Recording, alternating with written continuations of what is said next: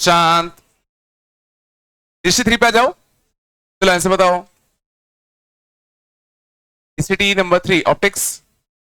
First का Chennai. Image found by concave mirror is certainly real if object is virtual. Chennai बिल्कुल सही है।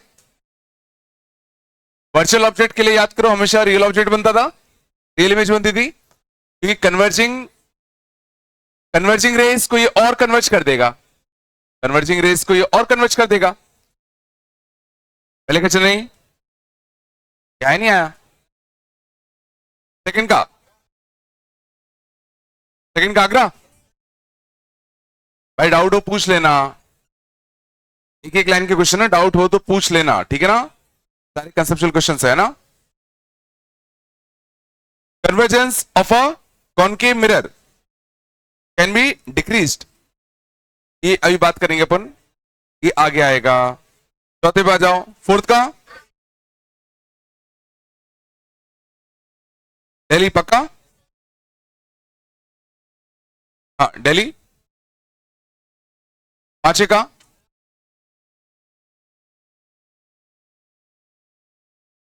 देख लो। On the axis of a concave mirror, a circular disc of radius r is placed with its axis coinciding with that of the mirror. If the disc is placed between f and 2f, the shape of the disc is,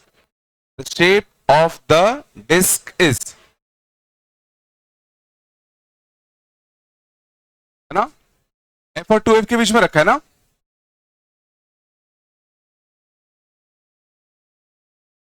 shape of the disc circular नहीं रहेगा, हाँ ना। समझ जाओ, ये मान लो mirror ऐसा रखा है, गौर करो, मान लो मिरर ऐसा रखा हुआ है, तो बात कम करो, ऐसा रखा है, और हमने जो डिस्क रखी है वो इसके मान लो मिरर की एक्सिस ही होती, ये मान लो मिरर की एक्सिस होती, बात कम करो यार। और हमने जो डिस्क का जो एक्सिस है वो मिरर के एक्सिस से कोइंसाइड कराया, मतलब डिस्क ऐसी रखी होगी, कैसी रखी होगी ना, जानते हो, मतलब ये डिस्क है, ये डिस्क है, ठीक है।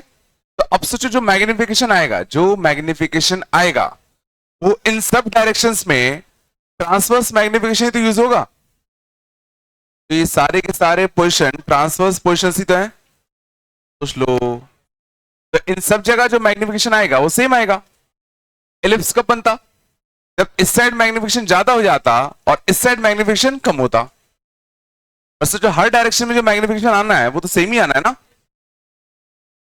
सोचो ये सारी की सारी पोजीशंस याद करो, मैंने बताया था ये सारी की सारी पोजीशंस कौन सी होती हैं, ट्रांसवर्स पोजीशंस होती हैं। आ रहा है, तो ये जितना बढ़ेगा उतना ये बढ़ेगा, उतना ये बढ़ेगा, उतना ये बढ़ेगा, तो सारी डायरेक्शन में जो मैग्निफिकेशन होगा वो सेम ही तो होगा। शेप तो तुम्हारे सर्कुलर ही आना चाहिए, अगर आएगा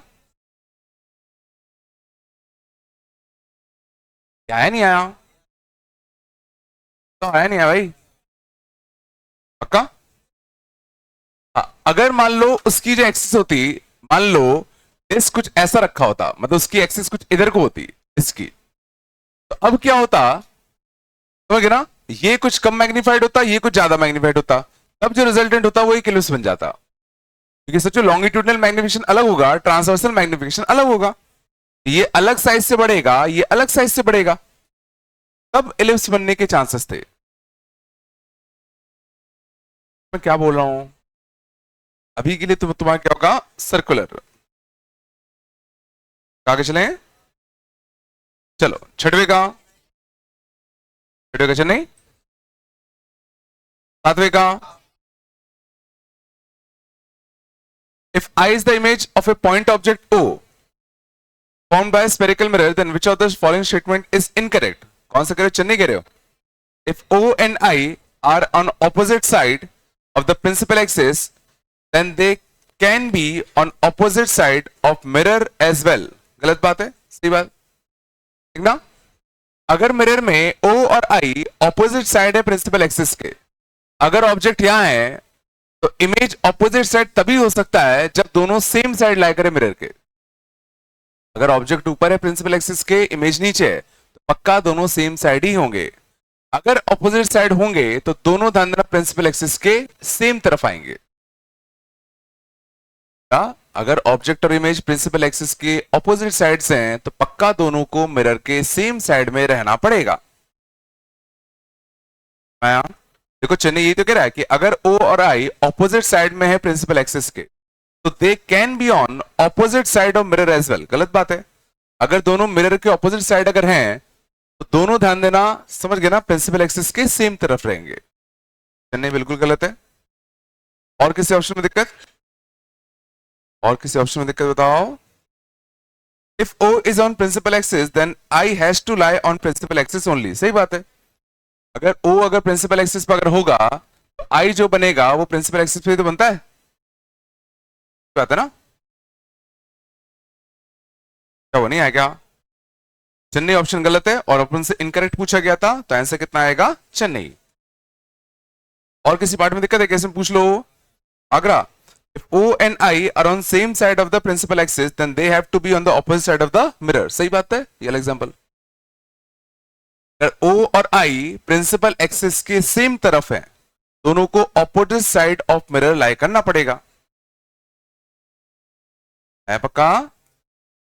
है क्या? तो बोलो। चलो चले 8वें का। Draw the graph between, graph तो बना हुआ है ना, और concave mirror and hence deduce the above in the above question in which of the four quadrants no part of the graph lies। तो ग्राफ तुमने बना के दे दिया, आंसर कितना आएगा? फर्स्ट क्वाड्रेंट में ग्राफ लाए नहीं करेगा। ये मैंने बताया था कैसे बनाने हैं ग्राफ, पक्का ना? चलो 9th पे जाते हैं। 9th में पहला ब्लैंक क्या है? वर्चुअल। दूसरा ब्लैंक वर्चुअल, वर्चुअल, दूसरा भी वर्चुअल। 10th के फर्स्ट पार्ट का, पहले का रियल, दूसरे में वर्चुअल। और भी है क्या? सेकंड में, पहले में लार्जर, दूसरे में स्मॉलर। पहले में स्मॉलर बोल रहे हो। पॉइंट ए, एक मिनट में देख लेता हूं। Point A represents that mod u is larger than mod b. Mod u बड़ा होगा ना रे मॉड बी से, सॉरी 1 मॉड यू है, सॉरी नहीं, स्मॉलर आएगा। ठीक है बच्चों ने और करना, ये 1/u है ना, और ये क्या है? 1/v है। ये पॉइंट है, यहां साफ साफ दिख रहा है कि ये लेंथ ज्यादा है, ये लेंथ कम है, और ये लेंथ कौन रिप्रेजेंट कर रहा है? 1/u। तो 1/u का मॉड ज्यादा है एज कंपेयर टू 1 कितना? v का मॉड। और 1/u का मॉड ज्यादा कब होगा? जब u कैसा होगा? छोटा होगा। आ रहा है? तो point A represent that mod u is smaller आएगा। यहां कितना आएगा? स्मॉलर। और यहां कितना आएगा? लार्जर। ठीक है ना? 1/मॉड u बड़ा है ना, मॉड u छोटा होगा। ये आ रहा है नहीं आ रहा है? कुछ कर पा रहे हो तुम लोग इससे? कहां पहुंच गए? 11th का बताओ। पहले का वर्चुअल, सेकंड का रियल। का डाउट हो पूछ लो। 12th का, पहले का लार्जर, पहले का स्मॉलर। का 13 का, पहले का रियल, फिर फ्रॉम 2f टू 0। चौथे का रियल, कहां से? 2f से डी। हाँ देख लो, as we move from C to D, शांत जाओ। As we move from C to कितना? डी। अगर हम सी से डी मूव कर रहे हैं, बात कम करो, तो सी वाले कोऑर्डिनेट कितने देखे हैं? -1/2f, -1 कितना? 2f। ये दे रखा है। तो अगर हम सी से डी की तरफ मूव कर रहे हैं तो सी मतलब कहां पे हम लोग खड़े हैं? सी मतलब हम लोग खड़े कहां पे? -2f पर, मतलब सेंटर ऑफ कर्वेचर पे। बोलो। और डी मतलब क्या? 1/u0। 1/u0 कब होगा? जब u कितना होगा? इन्फिनिटी। मींस हम लोग सोचो पहले कहां खड़े थे? -2f पे, और वहां से कहां चले गए? इन्फिनिटी पे। u की बात चल रही है। तो as we move from C to D in the graph, the real object की बात चल रही है क्योंकि -2f पे था, फिर कहां चला गया वो, इन्फिनिटी पे। Real object moves from -2f से लेके कितना, इन्फिनिटी,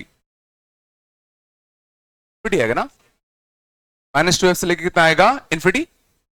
लो एंड द, देखो अब -2f पे जो इमेज बनती है वो यही बनती है, तो सेंटर ऑफ कर्वेचर पे जो इमेज बनेगी वो यही तो बनेगी। और जब ऑब्जेक्ट को तुम यहां ले जाओगे, जरा सोचो, इमेज जो है वो फोकस की तरफ मूव करेगा, और फोकस की तरफ मूव करेगा, जब ये इन्फिनिटी पहुंचेगा तो उसकी इमेज कहां बनेगी, फोकस पे। आ रहा है? तो जब ऑब्जेक्ट -2f से इन्फिनिटी जा रहा है and the real image moves from -2f to कितना, -f, and the real image moves from -2f से लेके कितना, -f, आंसर आएगा। समझ गए ना?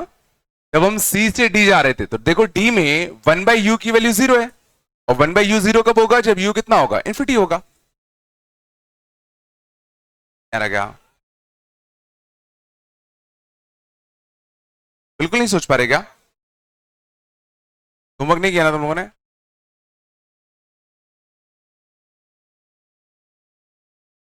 चलो आगे चले,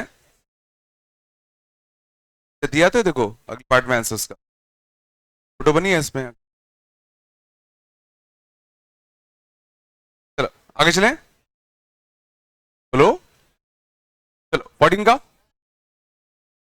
14 का Agra. A real inverted image in a concave mirror is represented by u, v and f are coordinates. Coordinates मतलब समझ गए ना, साइन कन्वेंशन के साथ, ठीक है ना? तो u by f और v by f के बीच में पूछा गया ग्राफ कैसा बनेगा। चलो बाद में पूरे बना देता हूं। तो u by f और v by f के बीच में ग्राफ, तो 1/u plus 1/v equal to कितना होता है, 1/f। f में मल्टीप्लाई कर दूं तो f/u plus f/v equal to कितना, 1। बोलो है ना? तो समझ रहा है, u by f, ध्यान देना u by f यही तो x है अपना, ठीक है, लिखा है 1/x plus 1/y equal to 1, 1/y equal to 1 minus का 1/x, y कितना आएगा, x अपॉन x माइनस का 1, ये ग्राफ बनेगा। ग्राफ किसका बनेगा, x अपॉन x माइनस 1 का। अब क्या हमें लीनियर अपॉन लीनियर का ग्राफ बनाना आता है क्या? वर्टिकल एसिम्पटोट, वर्टिकल एसिम्पटोट कहां आएगा बताओ? वर्टिकल एसिम्पटोट आता है x इक्वल टू 1 पे, तो हॉरिजॉन्टल एसिम्पटोट y इक्वल टू 1 पे, 0 पर 0 बाइट चेक कर लो, 0 बाइट कितनी आ रही है, 0। तो पक्का ग्राफ को इस पॉइंट से पास करना है, तो ऐसा और ऐसे ही रहेगा। ऐसा ग्राफ किसने बन रखा है, आगरा।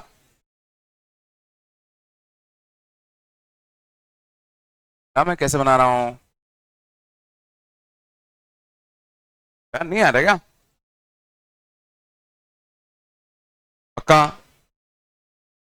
शांत, आगे चले। 15 का, बॉम्बे, पक्का,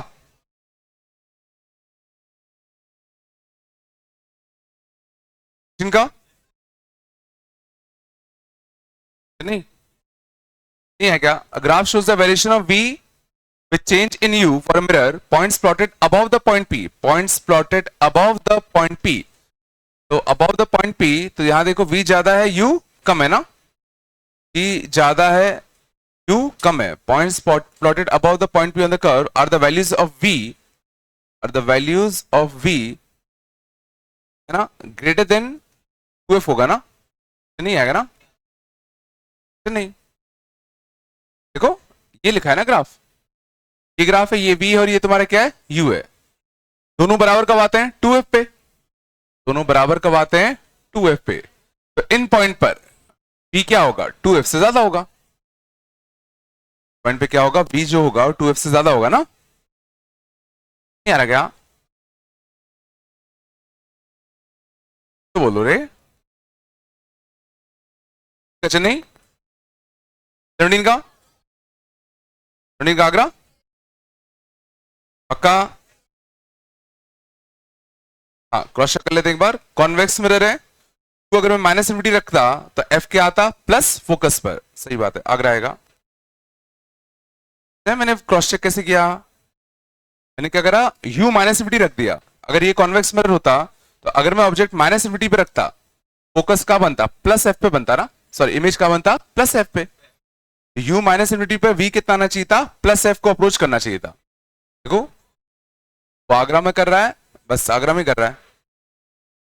यू माइनस इन्फिनिटी पे वी कितना, प्लस एफ, आगरा में कर रहा है ना बस। हमारा हो क्या रहा है भाई, चला के अगला कौन सा है, 18 का, 18 का चेन्नई, 19 का, 19 आगरा, 20 का, 20 का बॉम्बे। डाउट है क्या? A bright source S is kept on the principal axis of a concave mirror of focal length B's at a distance of कितना 30 from its pole. The distance D in front of the concave mirror, where a plane mirror should be placed so that the ray after reflection the concave mirror and then by the plane mirror return to the point S. देख लो, नहीं सोच पाए अंदना, figure अच्छा बनाया करो, figure अच्छा बनाओगे तो तुम्हें चीज दिख जाएंगी। क्या लिखा है, एक मिरर है कॉनकेव मिरर, बात कम करो, तो फोकल लेंथ तुम्हारा कितना है 20 है, ऑब्जेक्ट तुम्हारा किस पे रखा हुआ है 30 पे। बोलो 30 और 20 का कितना आता है 60 आता होगा, तो 30 और 20 का क्या बनता है 60 पे, है ना। अब इसने बोला बीच में हमें एक जगह प्लेन मिरर रखना है, और प्लेन मिरर ऐसे रखना है कि रेज जब इससे टकरा के आ रही होंगी तो इससे टकराने के बाद वापस से सोचो इमेज कहां बन जाए तुम्हारा, ऊपर बन जाए। क्वेश्चन क्या है, जरा सोचो, ये जो रेज थी वो सोचो कहां पे जाके मिलने वाली थी 60 पे। हम चाहते हैं कि इस प्लेन मिरर से टकराने के बाद इमेज वापस से कहां बन जाए, ओ पे। बोलो जरा सोचो, ये लेंथ कितना था, ये लेंथ कितना था 30। सोचो मिरर को मैं कहां रखूं ताकि रेस इससे टकरा के वापस इधर ही बन जाए।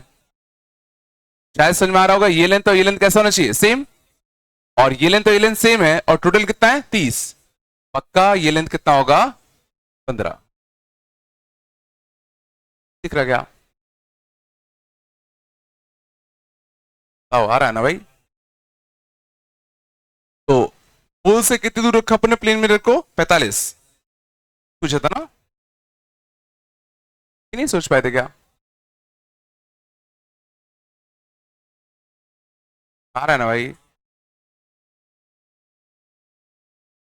चले 21 का, 21 का चेन्नई, डाउट है क्या। Distance of an object from the focus, distance of an object from the focus of a convex mirror of radius of curvature A is कितना b, and the distance of the image from the focus is equal to, चलो हाँ ध्यान देना, मैंने एक चीज नहीं बताई है, न्यूटन्स फॉर्मूला लिख लेना, एक इंपॉर्टेंट कंसेप्ट लिख लेना, इसको बता दो। क्या लिखा है, distance of an object from the focus of a convex mirror, concave लिखा है इसमें तो। अच्छा ये फोटो इसकी नहीं है क्या, फोटो इसकी नहीं है, कॉन्वेक्स मिरर है, distance of an object from the focus of a convex mirror, है ना। तो ये मान लो ऑब्जेक्ट होता, इसका distance from the focus, focus मान लो इसका यहां होता, ये डिस्टेंस तुम्हारा कितना है इस बी, ये लेंथ तुम्हारा कितना है बी है, चलो, और इसका जो रेडियस ऑफ कर्वेचर है वो कितना है ए है, रेडियस ऑफ कर्वेचर अगर ए है, ये लेंथ कितना आएगा a/2 आएगा, and the distance of the image from the focus, distance of the image from the focus. चलो भाई ये हो गया, ये फोकस से इसका डिस्टेंस b है और रेडियस ऑफ कर्वेचर a है, तो फोकल लेंथ कितना होगा a/2, मानते हो। तो इस वाले ऑब्जेक्ट के लिए मिरर फॉर्मूला लगा दें, ये लेंथ कितना आएगा बताओ, ओ माइनस a/2, मानते हो। तो 1/u, 1/u plus 1/v equal to 1/f, है ना। 1/v इक्वल टू कितना आता 2/a प्लस 1 बाय बी माइनस का ए बाय 2 ना, 2 बाय ए प्लस 2 अपॉन 2b माइनस का कितना ए, आना यहां से कितना था 4b माइनस का 2a प्लस का 2a इंटू ए इंटू कितना 2b माइनस का ए, कट रहा है। b कितना आ गया a टाइम्स ऑफ कितना 2b माइनस ए अपॉन कितना 4b, ठीक है ना। और ऑब्वियसली अगर तुम ऑब्जेक्ट यहां रखोगे तो इमेज इधर बनेगी, तो v आएगा वो पक्का कैसा आएगा पॉजिटिव। इमेज तुम्हारा कहां बना, इमेज तुम्हारा बना कहां a टाइम्स ऑफ कितना 2b माइनस ए अपॉन कितना 4b, तो हो गया। हाँ पूछा गया है then the distance of the image from the focus पूछा गया है, फोकस से पूछा गया है तो इसका डिस्टेंस इससे तो माइनस ए बाय 2 और करना पड़ेगा, तो a into 2b minus A upon कितना 4b माइनस का कितना a बाय 2, कितना आएगा 2a इंटू 2b इंटू कितना 2b माइनस का कितना 2a का स्क्वायर माइनस का 4ab अपॉन कितना 8b, सही ना, कट रहेगा, कट गया ना, कितना आ गया माइनस का 2a स्क्वायर अपॉन कितना 8b, कितना आ गया a स्क्वायर बाई कितना 4b,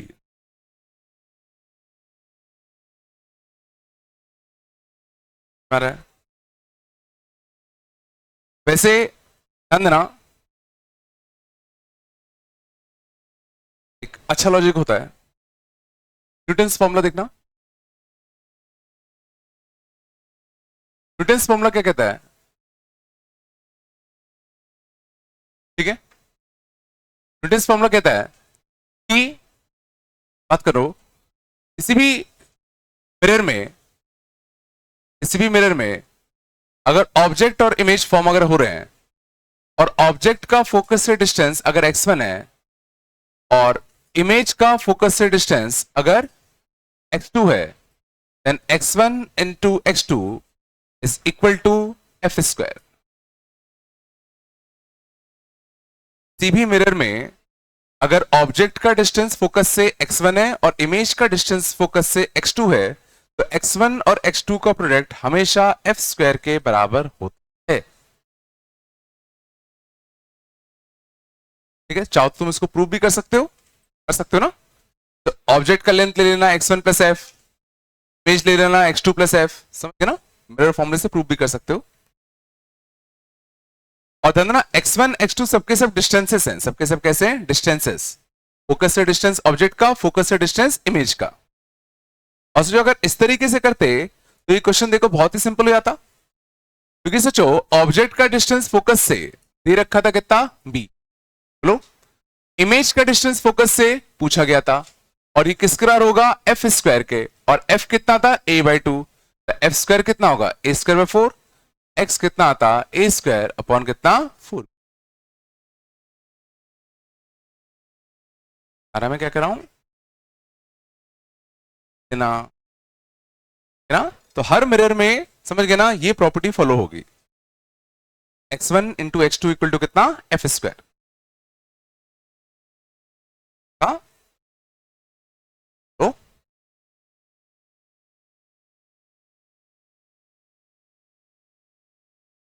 ठीक है। तो कभी भी अगर डिस्टेंसेस अगर फोकस से गिवन हो ना तो समझ जाना तुम्हें ये फॉर्मूला यूज करना है, कभी भी अगर डिस्टेंसेस फोकस से गिवन हो तो ये फॉर्मूला यूज करना है, आगे को चले, ओ कहां पहुंच गए 22, 22 का आगरा, 23 वही है तो मैंने अभी बताया, 23 लिख लेना कॉपी में अच्छे से, 24 का 60, 60 और हाइट कितनी आ रही है 12, और 12 बना नहीं बना, लो नहीं बना गया का ना, 25 का 5 और इस 25। Radius of curvature of a convex spherical mirror is 1.2 metre. How far away from the object, how far away object of height 12 centimeter if the distance between the virtual image and the mirror is 0.35 meter, what is the height of the image? अरे 25 में क्या दिक्कत है sir? 25 कुछ अच्छा है क्या? क्या कुछ नहीं है तो चलो आगे चलें। 26 का, 26 का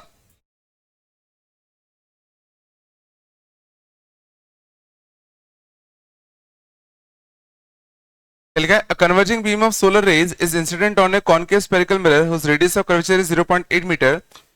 Determine the position of the object on the object. Determine the position of the point on the optical axis of the mirror where the reflected rays intersect. If the extension of the incident rays intersect the optical axis 40 centimeter from the mirror's pole. कोई virtual object वाला case हो गया तो जो raise हैं उनको extend करने पर कहां पर मीट करते हुए दिख रहे हैं 40 सेंटीमीटर है ना। इसका जो रेडियस ऑफ कर्वेचर था वो कितना गिवन था 0.4 मीटर, 0.4 मीटर। फोकल लेंथ कितना आएगा 40 सेंटीमीटर ही आएगा ना। 40 और 40 20 आ जाएगा। ये नहीं कर पा रहे तुम लोग यार? ये लैंग्वेज पढ़ने में दिक्कत तुम लोगों को? हाँ लैंग्वेज पढ़ने में दिक्कत है क्या? समझ गए ना? एक रेज आ रही है जिनको एक्सटेंड करने पर कहां मीट करती हुई दिख रही है 40 सेंटीमीटर पे मीट करती हुई दिख रही है और मिरर का रेडियस ऑफ कर्वेचर दे रखा है 0.8 मीटर। फोकल लेंथ कितना आएगा 0.4 मीटर। सेंटीमीटर में कन्वर्ट कर लो, 100 का मल्टीप्लाई कर दो, 40 सेंटीमीटर। फोकल लेंथ 40, ये भी 40, ये भी कन्वर्जेंस, ये भी कन्वर्जेंस। 40 और 40 20 आएगा। 1/40 में 1/40 आ रहा है ना। चलो 27 अभी नहीं आएगा, 28 अभी नहीं आएगा। तक आया 64 बिल्कुल नहीं बनी क्या? क्यों नहीं करी? 64 क्यों नहीं कर रहे?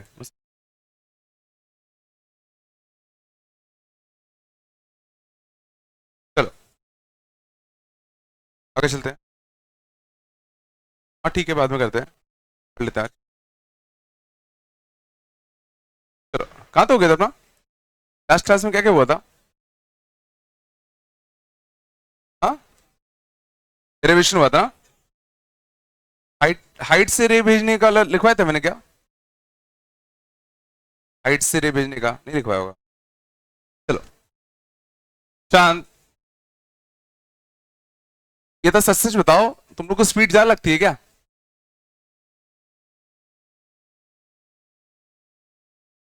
स्पीड ज्यादा हो रही है क्या? दिक्कत आ रही है क्या ज्यादा? जल्दी बताओ फिर उस हिसाब से फिर मैं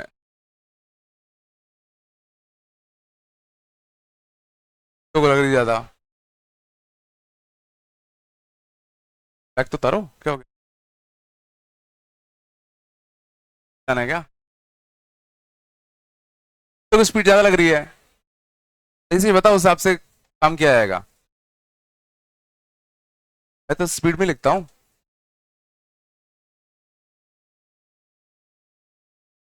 जल्दी बताओ फिर मत बोलना बाद में फिर जल्दी करा रहे हो। फिर बोल दो बोलना हो तो। पक्का ना? चलो और लेकिन तुम लोग यार अब भी डाउट आउट पूछने कोई नहीं आता।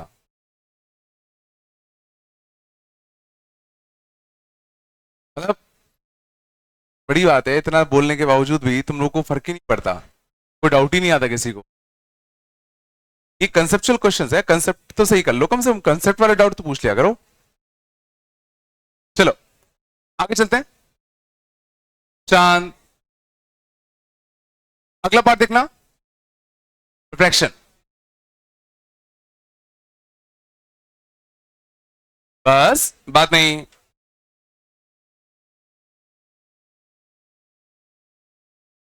चलो रिफ्रैक्शन पे आते हैं।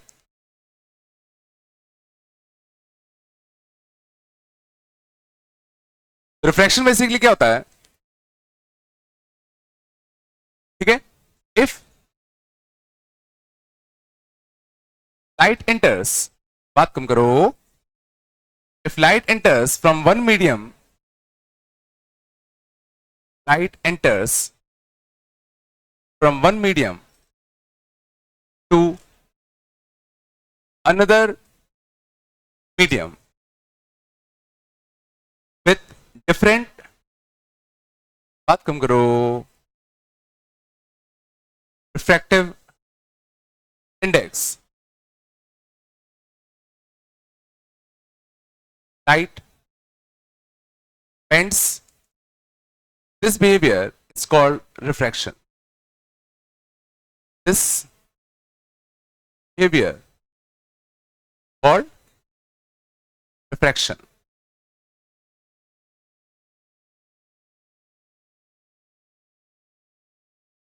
जब एक लाइट रे, ध्यान देना, सबसे ज्यादा सवाल जो पूछे जाते हैं वो रिफ्रैक्शन के, है ना, अच्छे से सीखना, काफी कंसेप्चुअल है, कंसेप्ट के नाम पे ज्यादा नहीं है, बट बाद में मैथ्स अच्छी यूज होती, ठीक है, तो पहले कंसेप्ट सीख लो, फिर मैथ्स सीखेंगे कैसे हो।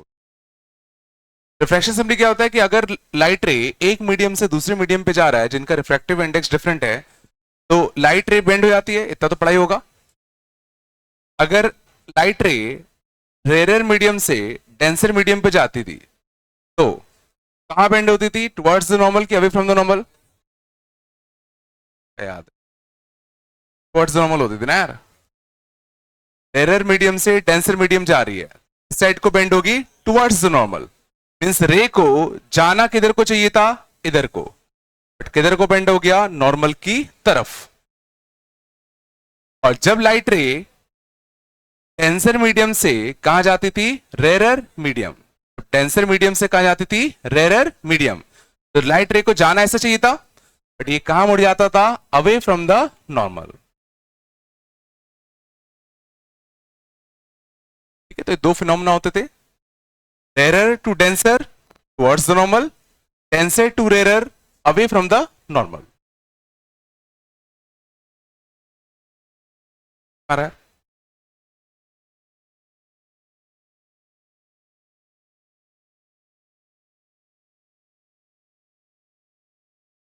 ठीक है। रिफ्रैक्टिव इंडेक्स तो नहीं पता होगा ना,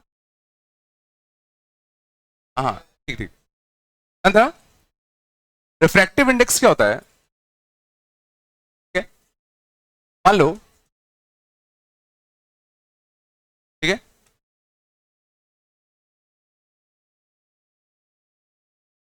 mu of rare medium is smaller than mu of denser medium, means जिसका, जो मीडियम जितना डेंस होगा उसका म्यू उतना ज्यादा होगा, जो मीडियम जितना डेंस होगा होगा उसका म्यू उतना ज्यादा होगा।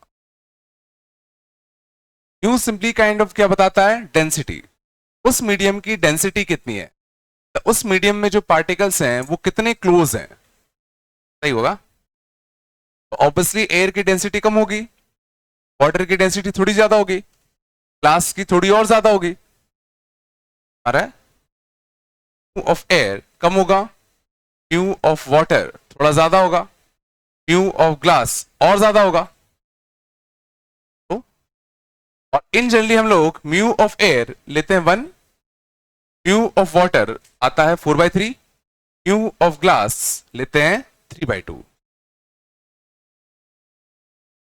आ रहा है, जो मीडियम जितना डेंसर होगा उसका म्यू उतना ज्यादा होगा, आ रहा है, तो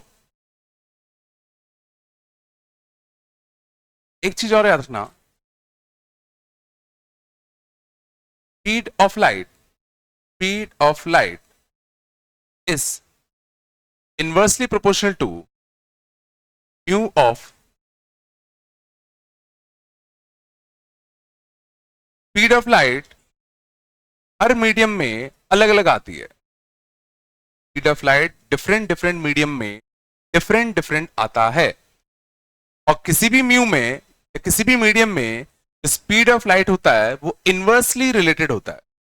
इनवर्सली रिलेटेड क्या बता रहा है? टू ज्यादा तो स्पीड ऑफ लाइट कम, टू कम तो स्पीड ऑफ लाइट ज्यादा। और speed of light in vacuum, speed of light in vacuum उनको पता है? तो हम लोग क्या कहते हैं? सी 3 × 10⁸ मीटर पर सेकेंड अप्रोक्सीमेटली आ रहा है। तो शायद समझ में आ रहा होगा that speed of light c in water क्या होना चाहिए? Speed of light in water, तो जितना उसका म्यू का वाटर का हमने म्यू कितना कहा? 4/3। तो स्पीड ऑफ लाइट सोचो जो पहले वैक्यूम में था वो, तो वैक्यूम में था वो अपॉन कितना? 4/3 आ रहा है। इसका म्यू ज्यादा होगा, उस मीडियम में स्पीड ऑफ लाइट उतनी कम होगी, उतने के म्यू से क्या दे दो? डिवाइड दे दो। तो वाटर में जो स्पीड ऑफ लाइट आएगी वो तुम्हारी कितनी आएगी? 3/4।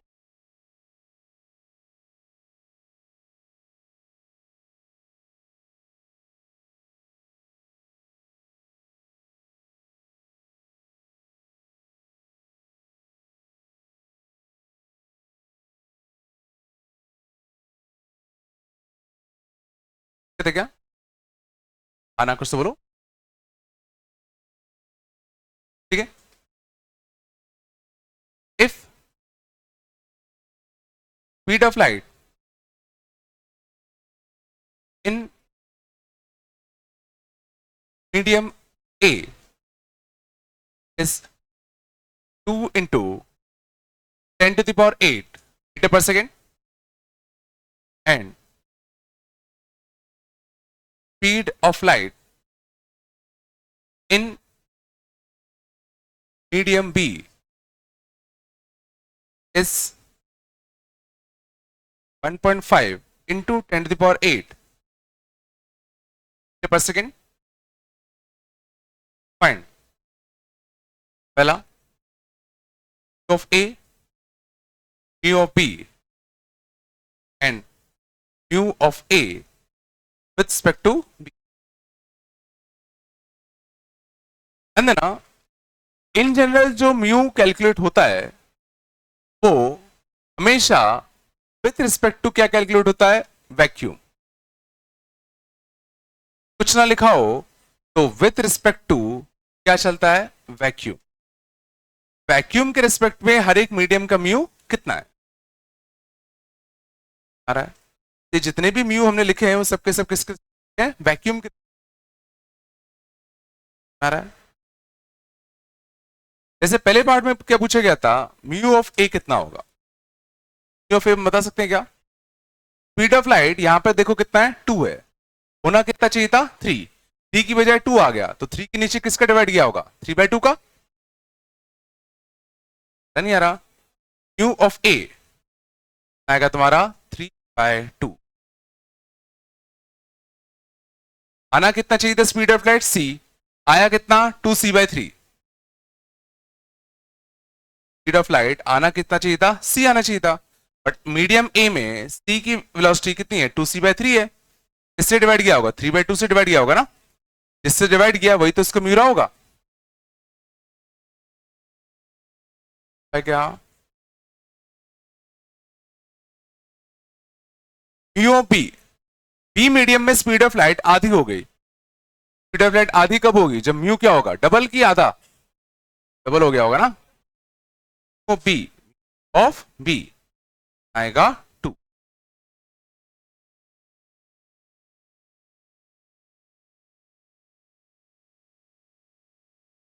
सिंपल थे। ये क्या होना चाहिए? Mu of A with respect to mu of B.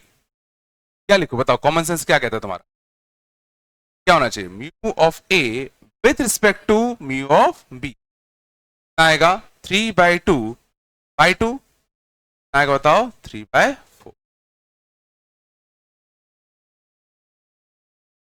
Mu of A B मतलब क्या, mu of A with respect to B. यहां जो पूछा गया था म्यू ऑफ ए, ऑब्वियसली यहां कुछ भी नहीं लिखा हम लोग, तो विथ रिस्पेक्ट टू वैक्यूम लेंगे। यहां तो सिंपल सी बात है, जो स्पीड ऑफ लाइट हो गई उसके हिसाब से देख लो म्यू क्या रहा होगा।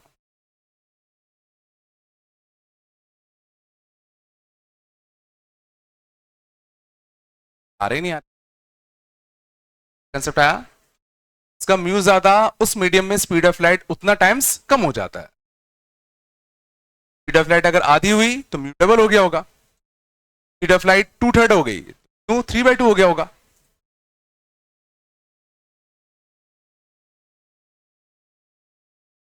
नहीं आ गया,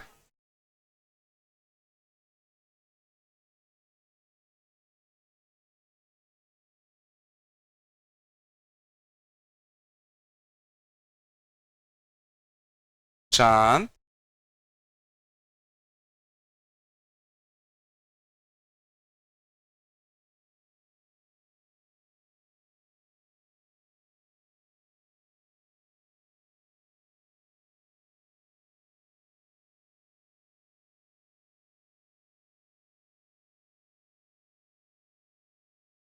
पक्का, आगे चले, आगे चलना इतना आया।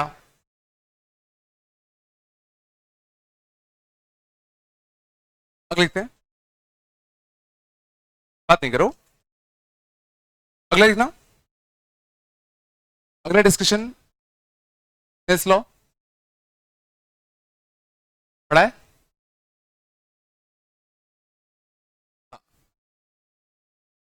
ये होता था ना नाम,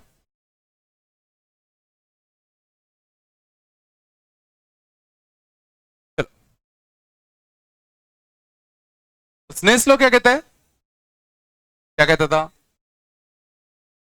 U1 sine i equal to कितना, U2 साइन आर।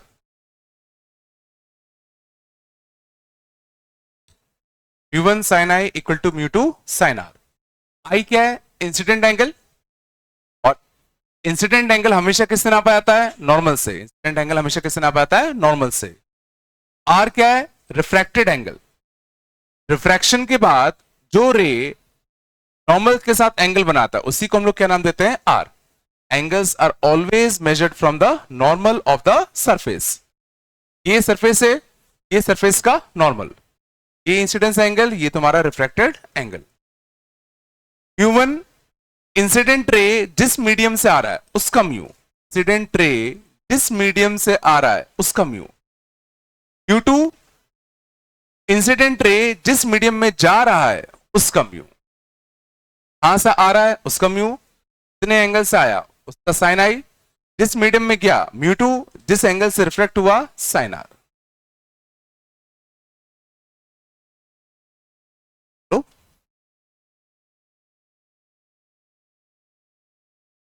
क्या पूरे रिफ्रैक्शन भर में यही एक फॉर्मूला काम करना है।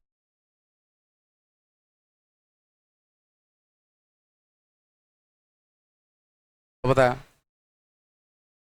क्या ये रे अपने पाथ से डिविएट किया कि नहीं किया, कितना किया, रे को जाना किधर चाहिए था, रे को जाना ऐसे चाहिए था, ये आई है तो ये भी कितना होता आई, डिविएट कितना कर गया, इतना, कितना आई माइनस का आर, डेल नेट कितना आएगा, आई माइनस का आर।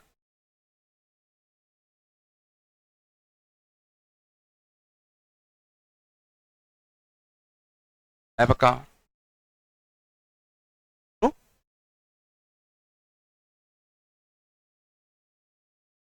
क्या हम आई और ग्राफ आर का ग्राफ फील कर सकते हैं। पहला केस में ले रहा हूं जब ये मीडियम कैसा है, रेरर, और ये कैसा है, डेंसर, तभी तो टुवर्ड्स द नॉर्मल बेंड कर गया ना। मतलब मैं क्या मान के चल रहा हूं, कौन बड़ा है, म्यू2 बड़ा है कि म्यू1 बड़ा है, टू डेंसर है ना, टू बड़ा है म्यू, केसी वाला चल रहा है ना।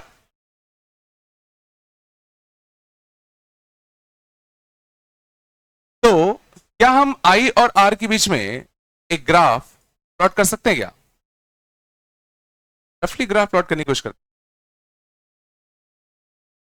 चलो बताओ, अगर आई 0 होगा, आई अगर 0 होगा तो बताओ आर कितना आएगा? आई 0 होगा मतलब रे, सोचो ऐसी आई होगी, और अगर रे नॉर्मली गिरेगी सरफेस पे तो सीधा पास हो जाएगा। क्या यहां पे कोई रिफ्रैक्शन शो होगा क्या? क्या यहां से देख लो, अगर आई 0 होगा तो ये term 0, sine r equal to कितना 0, तभी होगा जब आर भी कितना होगा 0। आई जब 0 होगा तो आर भी कितना होगा 0।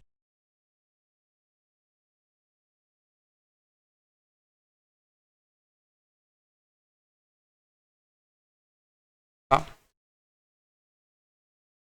पहली चीज तुमने ये देखी। ऑब्वियसली अगर आई तुम धीरे धीरे बढ़ाओगे, आर भी थोड़ा थोड़ा बढ़ेगा।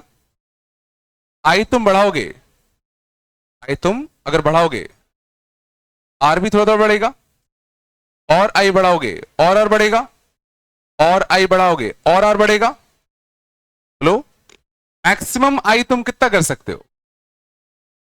मैक्सिमम आई की वैल्यू तुम कितना कर सकते हो? सोचो जब रे कुछ ऐसी जाएगी, ओ मैक्सिमम आई फील कर पा रहे हो, कितना कर पाओगे? तो मैक्सिमम आई तुम कितना कर सकते हो? रफली 90।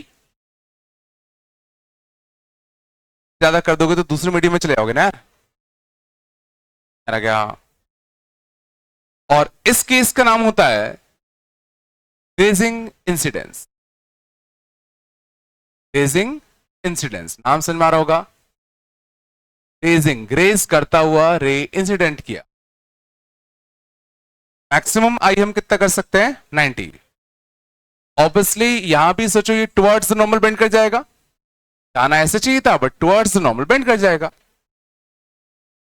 आना कुछ तो बोलो। क्या हम इस केस में आर की वैल्यू निकाल सकते हैं क्या? हम इस केस में आर की वैल्यू निकाल सकते हैं क्या? कैसे निकाले बताओ? वापस से स्नेल्स लॉ में आई की जगह पर क्या रख दो 90, आई की जगह पर क्या रख दो 90, म्यू1 इंटू कितना sine 90 equal to mu into sine r. निकालना ही है, ये कितना बन गया 1, तो म्यू1 अपॉन म्यू2, साइन को यहां भेज दूं, आर कितना आएगा साइन इनवर्स ऑफ कितना म्यू1 अपॉन, तो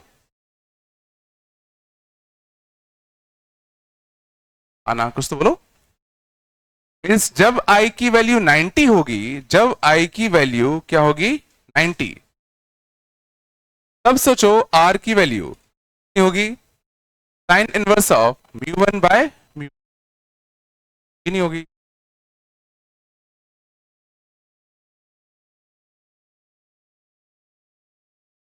तो ग्राफ को यहां से यहां जाना है, जाना नहीं जाना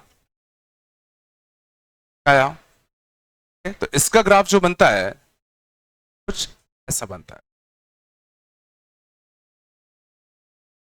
आई और आर के बीच में जो ग्राफ बनता है वो कुछ कुछ ऐसा बनता है।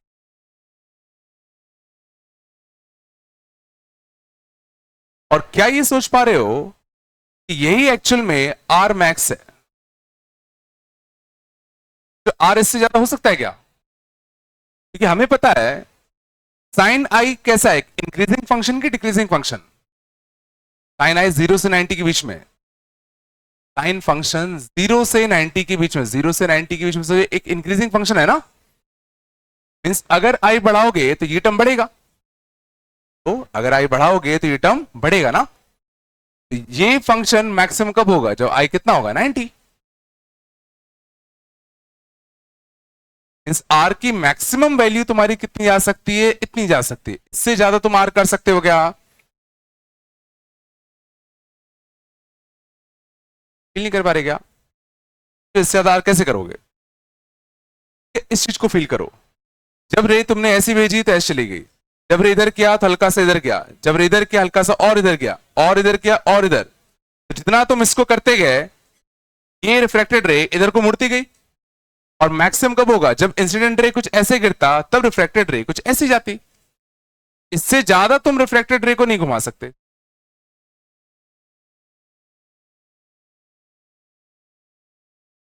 तो आया नहीं, आया बिल्कुल नहीं आ गया, आया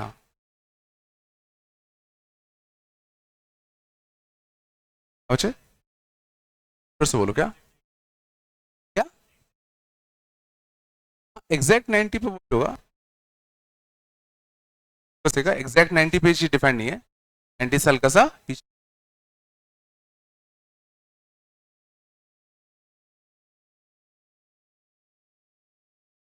तक आया तो बोलो रे।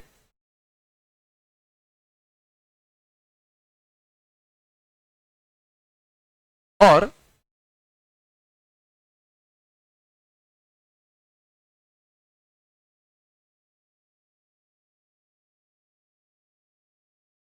चलो आगे चले।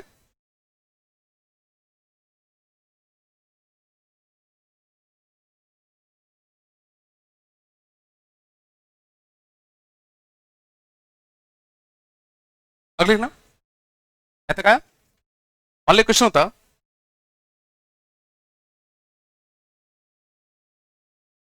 ठीक है,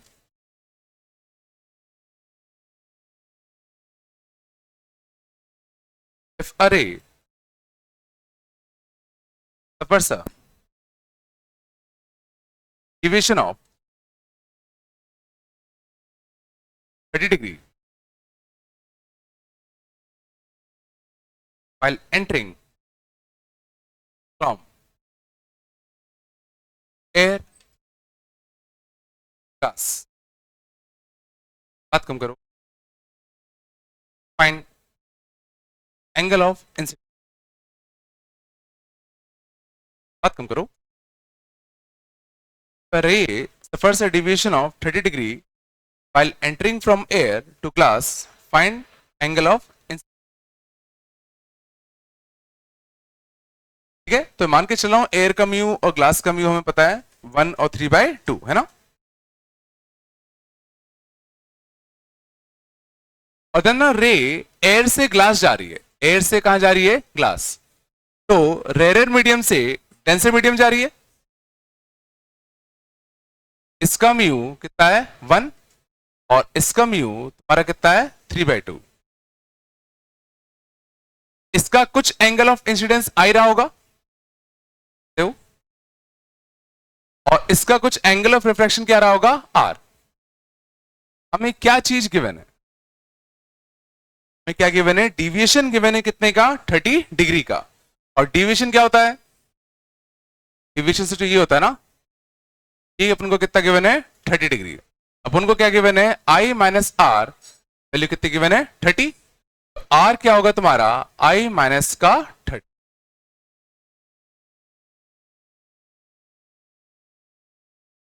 क्या हमें आई और आर में कोई रिलेशन पता है क्या, आई और आर में कोई रिलेशन में पता है क्या भाई, स्नेल्स लॉ, जिस मीडियम से रे आ रही है उसका म्यू इंटू कितना साइन आई, इंटू कितना साइन आई, ये अपन को निकालना है।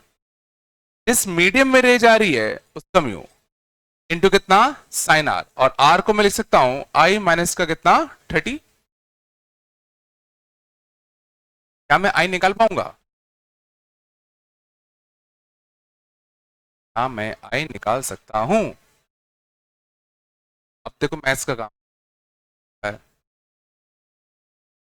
सीधा क्या करूं साइन ए माइनस बी लगा दूं, 2/3 sine i, 2/3 sine i equal to sine A minus B, तो कितना आएगा साइन ए कॉस बी माइनस का कॉस ए साइन बी।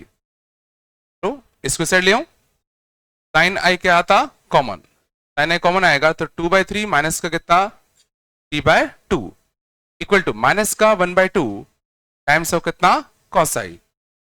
तो इस कॉस आई को डिवाइड दे दूं, tan i equal to minus का 1/2 और यहां से कितना आएगा 4 माइनस का 3 6/3 माइनस का कितना √/2 चलो कितना होता है 0.6 ये कितना होता है 0.8 ये बड़ा है ना तो नेगेटिव नेगेटिव कैंसिल कर दूं टेन आई कितना आ गया 1/2 आएगा √3/2 माइनस का कितना 2/3 आई कितना आ गया टेन इनवर्स ऑफ 1/2 आई कितना 3/2 माइनस का कितना 2/√।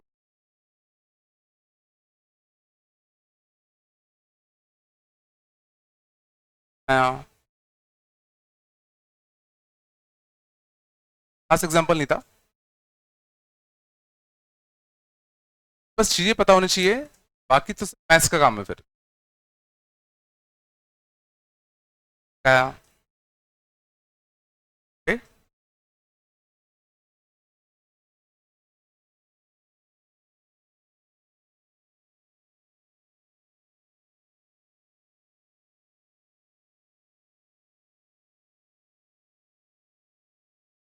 चला गए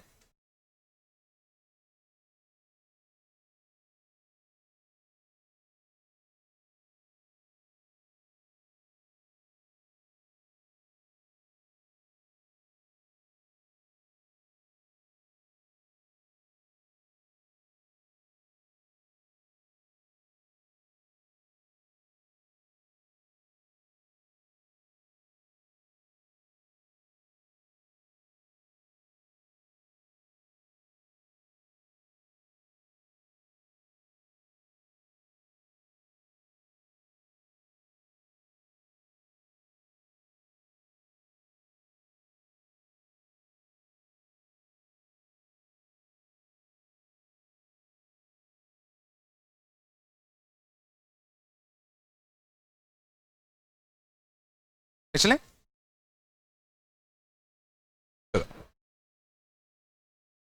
तो अभी हमने पहला केस लिया जब लाइट रे रेयर मीडियम से कहा जा रहा था डेंसर मीडियम तो हम क्या देखा 1 साइन आई कितना म्यू 2 साइन आर ठीक है आर की वैल्यू कितना था 1/μ2 साइन इनवर्स ऑफ कितना μ1/μ2 इंटू कितना साइन आई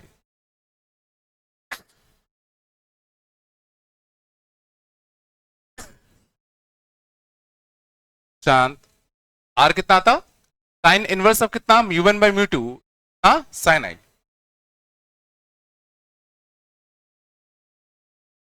ठीक है अब गौर करना मैं एक सवाल पूछ रहा हूं क्या आर मेरे को हमेशा कुछ ना कुछ मिलेगा ही मिलेगा इस केस में क्या ये सही बात है कि गलत बात है आर हमेशा मुझे रियल मिलेगा ही मिलेगा r is always real r is always real true या false r is always real true और फॉल्स आर मतलब क्या रिफ्रैक्टिव एंगल तो रिफ्रैक्टिव एंगल मुझे को हमेशा कुछ ना कुछ मिलेगा ही मिलेगा चाहे मैं μ1 μ2 आई कुछ भी ले लूं μ1 μ2 और आई कुछ भी ले लूं ऑब्वियसली केस कौन सा चल रहा है रेयर से डेंसर मैं क्या मान के चल रहा हूं कि ये μ1 है और ये क्या है μ2 है मान के चल रहा हूं दैट μ2 ग्रेटर देन कितना μ1 तो अगर ये सिनारियो है तो मैं कह रहा हूं आर हमेशा रियल होगा ही होगा बात किया था ना अगर रे एरर मीडियम से अगर डेंसर मीडियम अगर जा रही है इंसिडेंट एंगल सोचो मैं कुछ भी रखूं इंसिडेंट एंगल में कुछ भी रखूं रे हमेशा दूसरे मीडियम में तो एंटर कर ही रहा है ना आर हमेशा मुझे कुछ ना कुछ तो मिलेगा ही मिलेगा तो आई अगर मैं 0 से लेके 90 याद करो कुछ भी रख रहा था आर कुछ ना कुछ तो मेरे को मिल ही रहा था ना ग्राफ से देख लो अभी ग्राफ भी देखा था आई और ये कितना आर तो इसका ग्राफ कुछ ऐसा बनाता ना हर आई के लिए ना कुछ तो आर मिल ही रहा है नहीं ये हो गया अपना पहला केस। पहला केस क्या था? ए कहां से कहां जा रहा है? Rare to denser.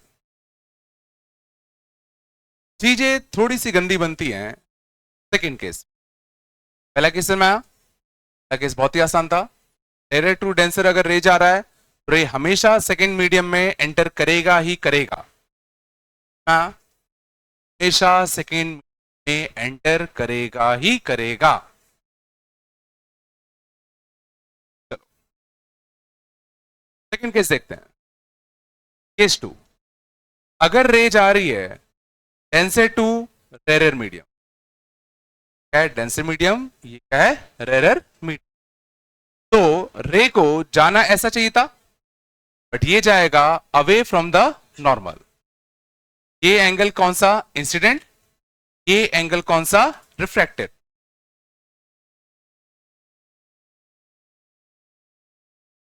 यहां भी ध्यान देना, अभी भी स्नेल्स लॉ फॉलो होगा। इसका म्यू 1, इसका म्यू 2, और इस बार मैं म्यू 1 को बड़ा मान रहा हूं किससे? म्यू 2 से, है ना? तो जिस मीडियम से रे आ रही है उसका म्यू, जिस मीडियम से रे आ रही है उसका म्यू इनटू कितना? Sine i. जिस मीडियम में रे जा रही है उसका म्यू इनटू कितना? Sine r. लॉ अभी भी वैसा का वैसा ही लगता है। जहां से रे आई उसका म्यू इंटू साइन आई, जहां को रे जा रही है उसका म्यू इंटू साइन आर। क्या इस बार रे में कोई डेविएशन है क्या? क्या रे में कोई डेविएशन है क्या? जाना इधर चाहिए था, चला इधर गया। ये आर है और ये कितना था? आई। ये कितना आएगा इस केस में? आर माइनस का आई।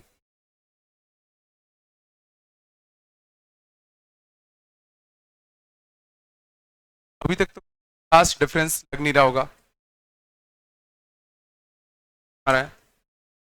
अब आगे ध्यान देना, ठीक है? ये तो भाई हमने समझ लिया कि भाई बेसिक इसमें स्नेल्स लॉ ही यूज होना है। तो अब थोड़ा सा फील करने की बात कम करो। मान लो ये रेयर मीडियम है और ये क्या है? डेंसर मीडियम है। ध्यान देना चाहिए, ये नॉर्मल है। अगर रे को तुम ऐसे भेजोगे, क्या वो रिफ्लेक्ट करेगा? क्या इससे निकल जाएगा? सही बात है। अगर आई तुम 0 रखोगे, अगर आई तुम क्या रखोगे? 0, ये term 0, mu two sine r को क्या होना पड़ेगा? 0। टू साइन आर 0 कब होगा? जब आर भी कैसा होगा? 0। बता रहा है कि रे को अगर तुम नॉर्मली अगर भेजोगे तो रे सीधा सीधा पास कर जाएगा, कोई भी बेंडिंग परफॉर्म नहीं करेगा। हाँ, इधर इसकी स्पीड अलग होगी, इधर इसकी स्पीड अलग होगी। ध्यान देना। अब हल्का सा एंगल बढ़ाओ। अगर मैं हल्का सा इंसिडेंट एंगल बढ़ाऊंगा, क्या होगा? रे एकदम से नॉर्मल से दूर भागेगा। अरे हो, अगर मैं एंगल हल्का सा और बढ़ाऊं, और दूर भागेगा? क्या नहीं भागेगा? क्या सोच पा रहे हो? एक सिनेरियो ऐसा आएगा, कैसा आएगा?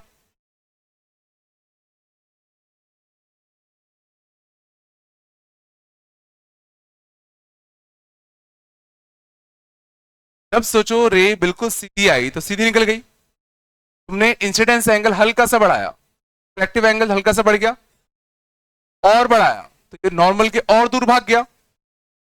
कभी ना कभी तो ऐसा सिनेरियो पक्का आया होगा कि ऐसा इंसिडेंट रे आएगा, जो रिफ्रैक्टेड रे है वो कुछ सीधा हॉरिजॉन्टल निकल जाए। क्या बाकी नहीं हुआ? अगर रिफ्रैक्टेड रे नॉर्मल के दूर भाग रहा है, पक्का सोचो इस वाले एंगल पर रिफ्रैक्टेड रे भाग गया, इस वाले पर थोड़ा और भाग गया, तो इस वाले पर हो सकता है ना कि कुछ बिल्कुल हॉरिजॉन्टल निकल जाए। नहीं हुआ। और ये सोचो फर्स्ट वाले केस में नहीं हो सकता था, ये चीज फर्स्ट वाले केस में हो सकती क्या? उसमें तो सोचो वो नॉर्मल की तरफ मुड़ रहा था ना, तुम कितना भी सोचो रे को इंक्लाइंड करके भेज दो, इसको मुड़ना तो नॉर्मल की तरफ ही था।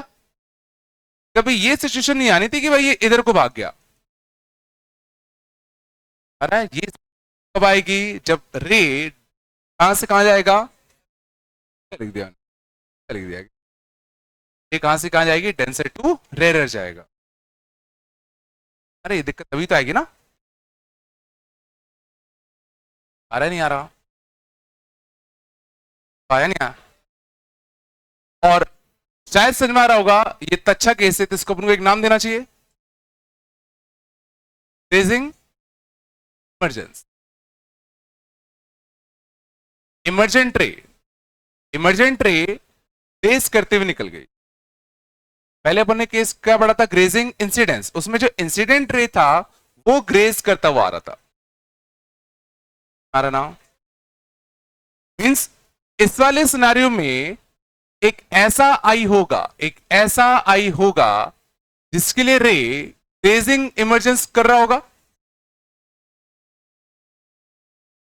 ऐसा आई होगा जिस पर रे ग्रेजिंगली इमर्ज कर रहा होगा। क्या मैं ये आई निकाल सकता हूं,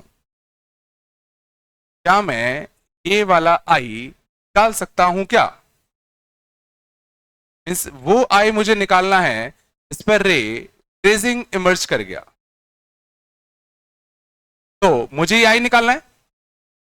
रिफ्रैक्टेड रे का नॉर्मल के साथ एंगल कितना दिख रहा है, 90। तो μ1 इंटू साइन आई जो कि निकालना है, μ2 इंटू कितना साइन आर, और आर तुम्हारे इस केस में कितना है 90।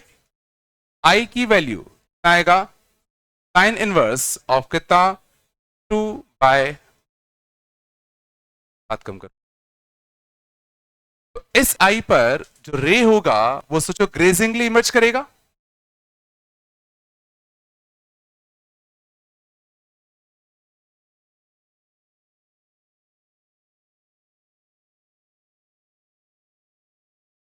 इस चीज को फील कर पाए हो, अगर रे ऐसी कर रही है, रिफ्रैक्टेड रे भी ऐसी निकल गई, अगर रे इंसिडेंट रे हल्का सा मुड़ा तो रिफ्रैक्टेड रे कुछ ज्यादा मुड़ गया, इंसिडेंट रे और मुड़ा रिफ्रैक्टेड रे और मुड़ गया, और एक टाइम ऐसा आएगा जब इंसिडेंट रे ऐसा हुआ तो रिफ्रैक्टेड रे जैसा कैसे निकल गया, एग्जैक्टली हॉरिजॉन्टल।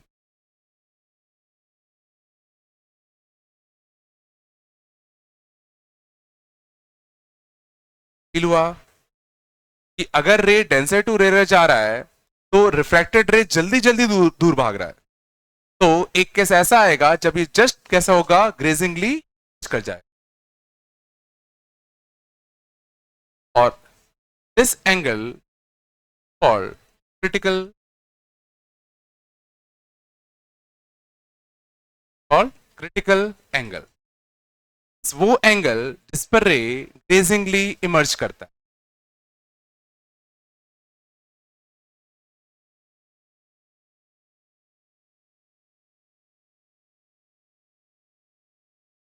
आया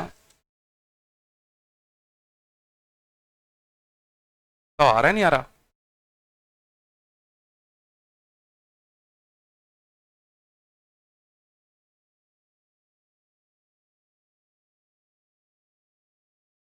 क्या तुम आई और आर के बीच में एक रफ ग्राफ प्लॉट कर सकते हो भाई, एक दो पॉइंट ढूंढने की कोशिश करो, उनको ज्वाइन कर देंगे। आई और आर के बीच में ग्राफ बनाना है, तो जब आई 0 होगा आर कितना होगा, जब आई 0 होगा, आई 0 मतलब ये अलग केस है ना, आर कितना होगा 0। अब कहां स्टार्ट होगा, यहां से। और एक और पॉइंट बताओ कौन सा पता उनको, एक और पॉइंट कौन सा पता है, जब आर कितना है 90, और जब आर 90 तो आई कितना है साइन इनवर्स ऑफ μ2 बाय μ1, आई कितना है साइन इनवर्स ऑफ μ2 बाय μ1। और ध्यान रखना, ये याद रखना बड़ा आसान होता है, कौन ऊपर कौन नीचे, कैसे, साइन इनवर्स का डोमेन क्या होता है -1 से 1, ये चीज पक्का 1 से कैसे होनी चाहिए, छोटी, ऊपर छोटा होगा नीचे बड़ा होगा, नीचे बड़ा, ना तो हमने μ1 माना था ना, इस क्या माना था μ2, और छोटा नीचे बड़ा, अरे ना। तो जब आई ये होगा तो आर कितना होता 90, तब आर कितना होता 90 है, 90 बड़ा है ये छोटा है, आता है ना। साइन इनवर्स जब 1 होता तो ये 90 होता, तो 1 छोटा है ना। इस केस में जो ग्राफ बनता है,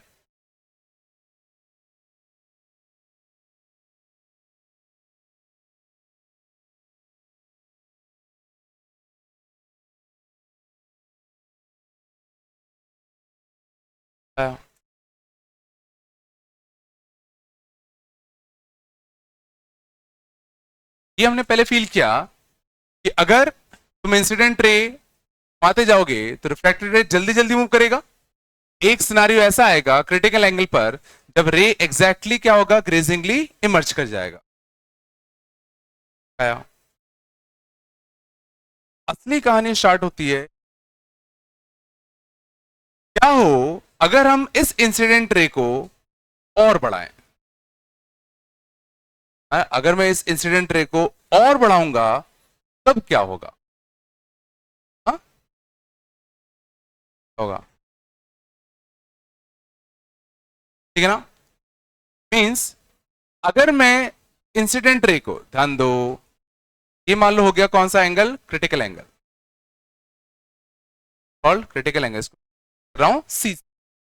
अगर एग्जैक्टली इसके लॉन्ग रे भेजोगे तो ग्रेजिंग लिमिट करेगा।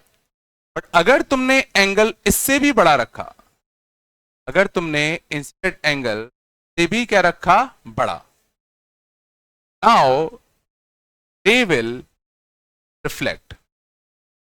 This is called total internal.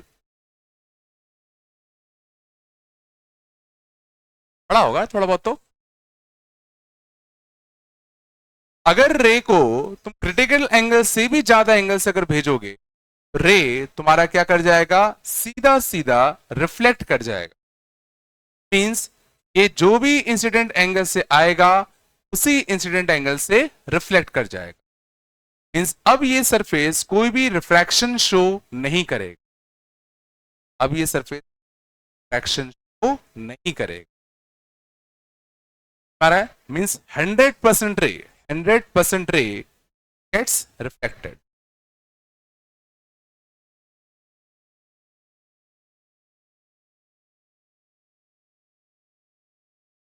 अगर इस रे की एनर्जी यहां आई है, इस रे की भी एनर्जी क्या होगी, आई ही होगी। इंटेंसिटी में कोई फर्क नहीं आएगा, पूरी की पूरी इंटेंसिटी के साथ ये रे रिफ्लेक्ट कर जाएगी।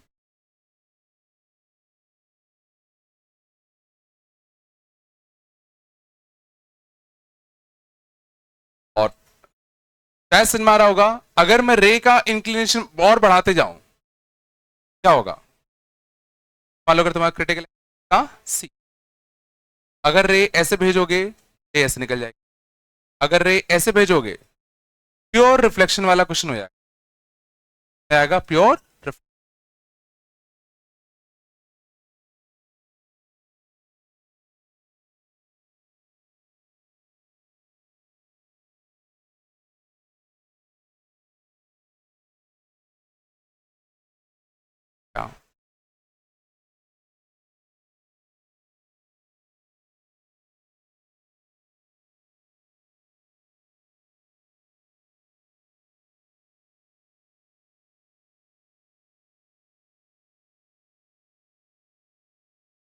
तो बताया पहले सिनारियो दिमाग में फिट हुआ।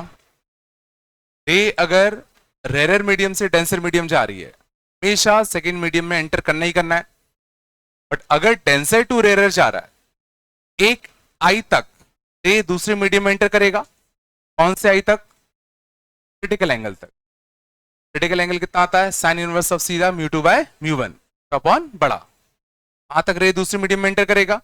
जैसे ही तुम इंसिडेंट एंगल क्रिटिकल एंगल से ही बढ़ा दोगे, ये क्या कर जाएगा, टोटल इंटरनल रिफ्लेक्शन। और उसके बाद हमेशा वो उसी मीडियम में ही रहेगा, दूसरे मीडियम में कभी नहीं।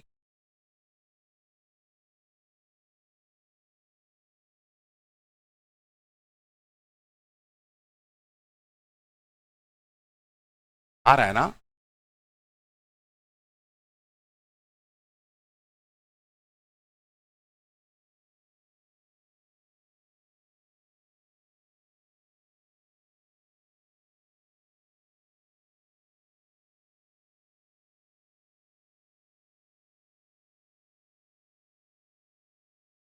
तो टर्म समझ में आए, critical angle, grazing emergence, grazing incidence, deviation, थोड़ा बताया नहीं यहाँ।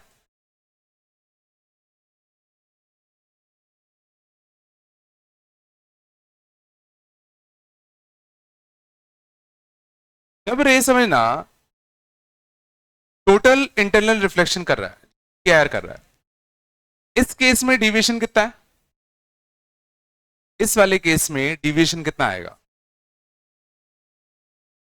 आर कितना आएगा, आर ही कितना आएगा, आर सो चाहिए आएगा, आर अपन यहां से नाप रहे थे ना, क्या आएगा, आर कितना आएगा, पाई माइनस का आई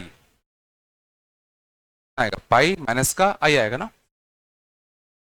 तो आई और आर का ग्राफ देखना अभी और बनेगा, आई में 90 तक भेज सकता हूं ना, आई में कहां तक भेज सकता था, 90 तक, यहां तो मैंने आई सिर्फ यहां से यहां तक ही किया ना,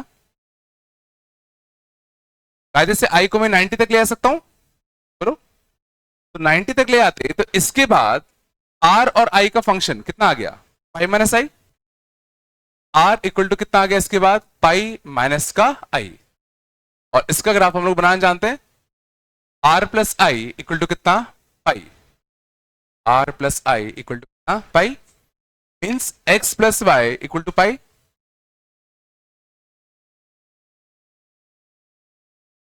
यहां तक हम ग्राफ बना चुके थे इसका, यहां से कहां तक, जीरो पे कितना, zero, sign inverse of upon बड़ा, पे आर कितना गया था 90, इस पार कितना गया था 90। हमें इसके आगे का ग्राफ बनाना है, हमें इसके आगे का ग्राफ बनाना है, इसके आगे जो ग्राफ बनेगा वो किसका बनेगा, x plus y equal to pi, का एक्स इंटरसेप्ट भी पाई है, वाई इंटरसेप्ट भी क्या है, पाई, का एक्स इंटरसेप्ट भी पाई है और वाई इंटरसेप्ट भी क्या है, पाई, पाई मतलब कितना 180,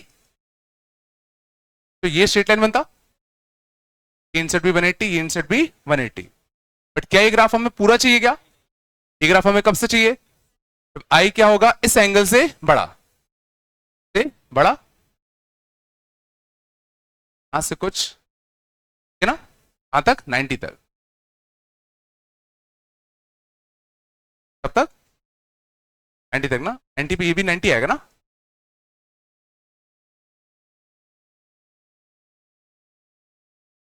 क्या आई तो 90 तक ही जा सकता है ना, आई 90 से आप थोड़ी ले आओगे, आई 90 तक जाएगा तो आर भी कितना आएगा उस पॉइंट पे 90 आएगा ना, ये रुक जाएगा ना, ये रुक जाएगा, ग्राफ यहां पर ग्राफ कैसा बनेगा, ग्राफ कैसा बनेगा, ऐसा है 90 कर दिएगा ग्राफ, समझ गए ना, जब आई 90 होगा तो आर किस पे रुकेगा, 90 पे रुकेगा, हाँ किसका पार्ट होगा, स्ट्रेट लाइन का पार्ट होगा, हाँ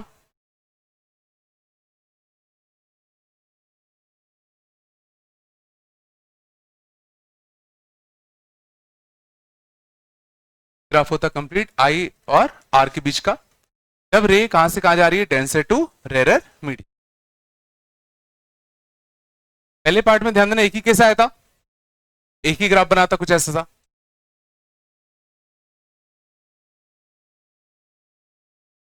चलो क्वेश्चन समझ में आया, देखिए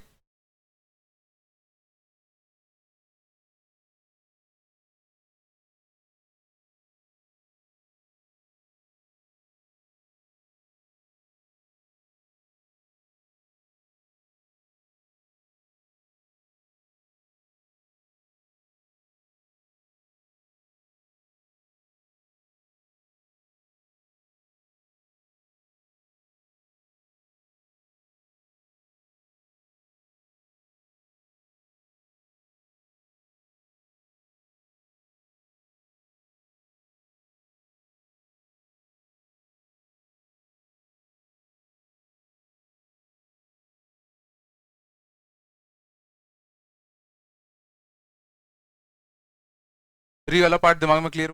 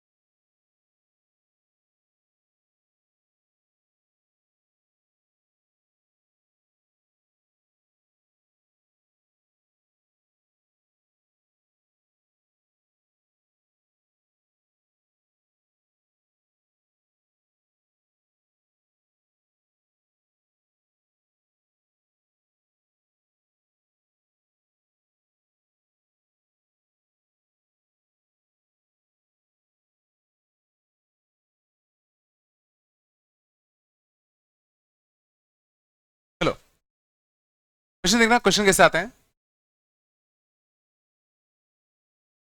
तो स्टार्ट करते हैं।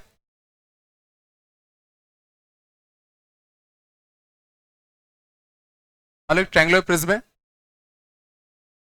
यहाँ एयर है, यहाँ एयर है, यहाँ एयर है।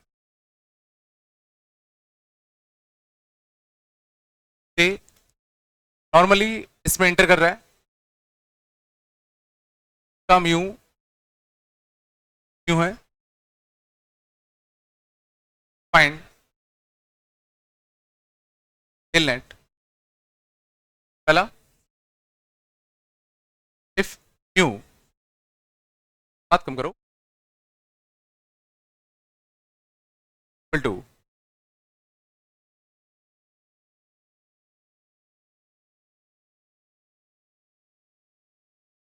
टू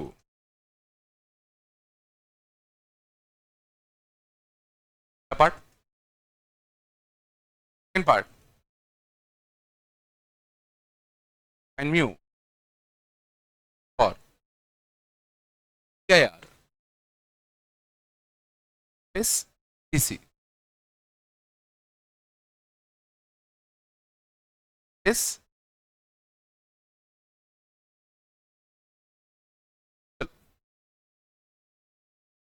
बात कम करो, अच्छे देखना, बहुत ही सिंपल क्वेश्चन होते हैं, हमें स्टेप बाय स्टेप करना आना चाहिए, आना चाहिए चल क्या रहा होगा।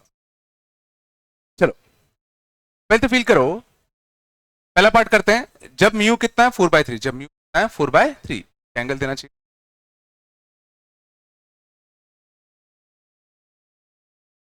राइट एंगल प्रिज्म है,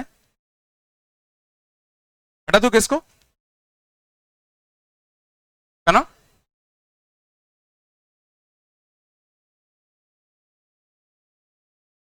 बताओ पहले तो फील करो यहां हो क्या रहा होगा। अगर एक रे को तुमने तो जो कुछ ऐसे एंटर करवाया, देखो सिंपल सी बात है, जहां जहां तुम्हें सरफेस मिलेगा, जहां जहां सरफेस मिलेगा वहां वहां रिफ्रैक्शन होगा। जब सबसे पहले रे ऐसे गया तो सबसे पहला सरफेस उसको कौन सा मिला, पहला, क्या यहां रिफ्रैक्शन होगा कि नहीं होगा, होना चाहिए था, बट रे अगर कुछ एंगल से गिरता तो रिफ्रैक्शन होता ना, बट रे सोचो कैसा है, इस सरफेस का नॉर्मल, इस सरफेस का नॉर्मल यही तो होता, रे नॉर्मल के अलोंग आया, इसलिए ध्यान देना इसने कोई भी रिफ्रैक्शन फेस नहीं किया, सीधा एंटर कर जाएगा। इसके नॉर्मली रे भेजोगे तो सीधा निकल जाता है ना, है क्या। अब रे अंदर चला गया, अब रे अंदर गया तो उसको सेकेंड सरफेस कौन सा मिलेगा, अब यहां से रिफ्रैक्शन होगा। तो अब सबसे पहले तो तुम्हें ढूंढना पड़ेगा जिस भी सरफेस से रे टकरा रही है उस सरफेस का नॉर्मल, यहां नॉर्मल कौन सा होगा इस सरफेस का, बताओ, अरे इस सरफेस नॉर्मल कुछ ही होगा, मान लोगे। तो अगर मुझे यह पता करना है कि ये किस एंगल से रिफ्रैक्ट कर गया, किस एंगल से रिफ्रैक्ट कर गया, ऑब्वियसली मुझे क्या लगाना पड़ेगा, स्नेल्स लॉ। अब स्नेल्स लॉ लगाने के लिए मैं क्या चाहिए, mu sine i equal to mu sine r, इस मीडियम से आ रहा है उसका म्यू, जिस मीडियम में जा रहा है उसका म्यू साइन आई और साइन आर तो निकालना ही है। तो हमें सोचो एक एंगल की जरूरत पड़ेगी आई की, आई कौन सा एंगल होगा, नॉर्मल के साथ जो इंसिडेंट रे बना रहा है, नॉर्मल के साथ जो इंसिडेंट रे बना रहा है, मतलब ये वाला एंगल चाहिए। ये वाला एंगल हम कैसे निकाले बताओ, तो ये कितना है 45, ये 45, ये 45, तो ये भी कितना होगा बताओ 45, एंगल निकालना है।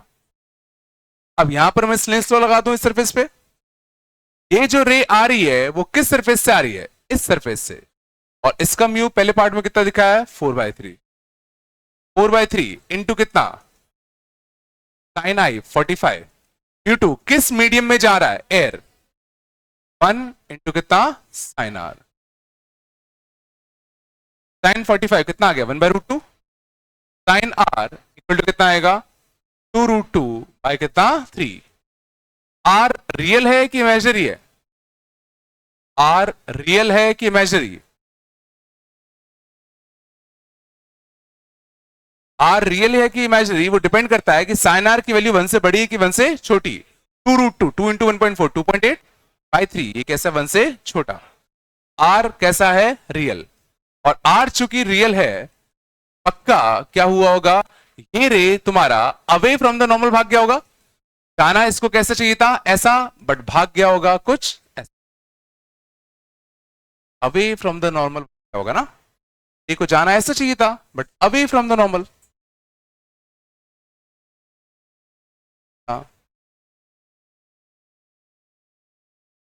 हमें निकालना क्या था, डेल नेट, डिविएशन।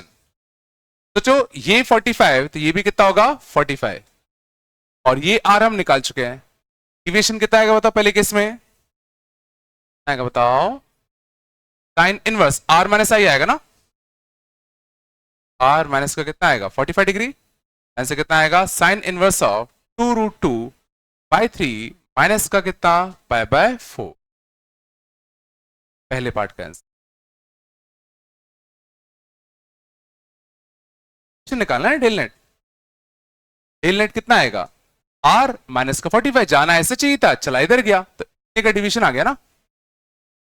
कितना आएगा, आर माइनस का पाई बाय 4, और आर कितना है, साइन इनवर्स ऑफ 2√2 बाई कितना 3।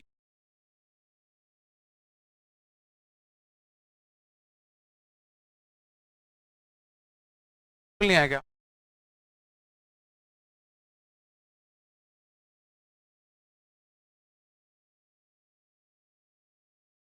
चलो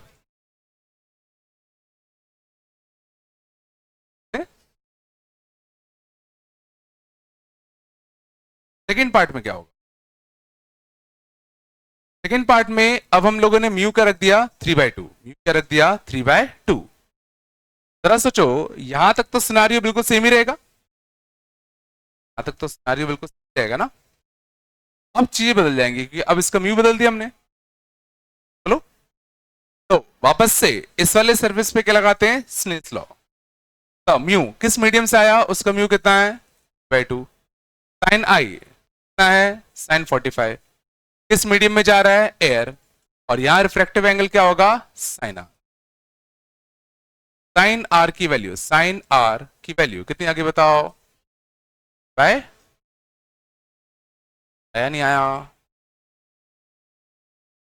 किस एंगल से रे बाहर को भागेगा, किस एंगल से बाहर को भागेगा, sine inverse upon sine inverse of 3/2√2। क्या आर रियल है क्या, तो आर इज नॉट, क्यों नहीं है, because and sine r is, इसका मतलब क्या, क्या होना चाहिए, मीन्स क्या रे बाहर निकलेगा कि नहीं निकलेगा, का मतलब रे सोचो बाहर नहीं निकलेगा, क्या है, रे डजेंट गेट्स, रे डजेंट गोस टू सेकेंड, रे दूसरे मीडियम में एंटर नहीं कर रहा, अगर करता भी एंगल से करता वो हमें मिल जाता ना। पक्का क्या हुआ होगा, क्या हुआ होगा, अगर रे दूसरे मीडियम में एंटर नहीं किया तो एक ही पॉसिबिलिटी तो बचती है, रे ने क्या कर लिया होगा, TIR, रे suffers,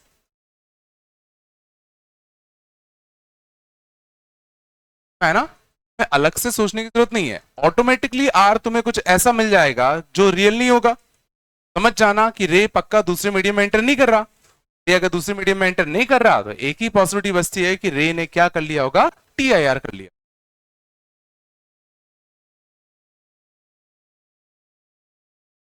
automatically simply Snell's law लगाओ अपने आप, अगर आर रियल आया तो मीडियम में चला गया, अगर आर रियल नहीं आया मतलब नहीं गया तो पक्का TIR हो गया होगा।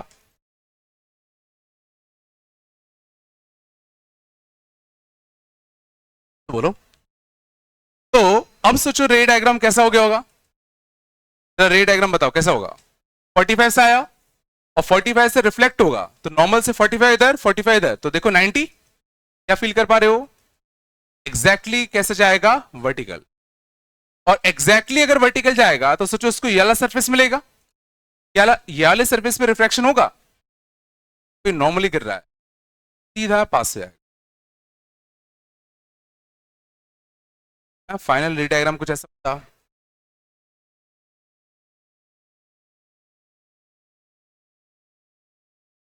डिविएशन के बारे में क्या कहोगे? डिविएशन देखो,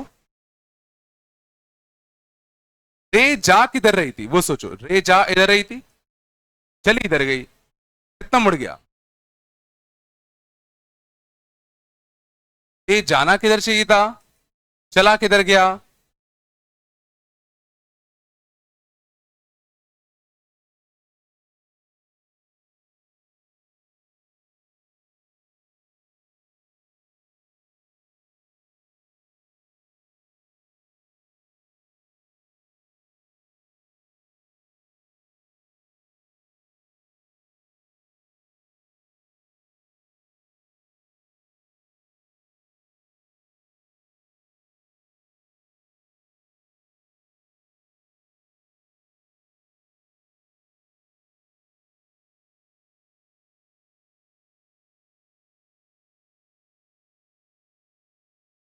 थोड़ा बहुत।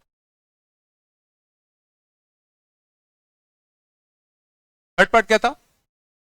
Find mu for TIR on surface BC.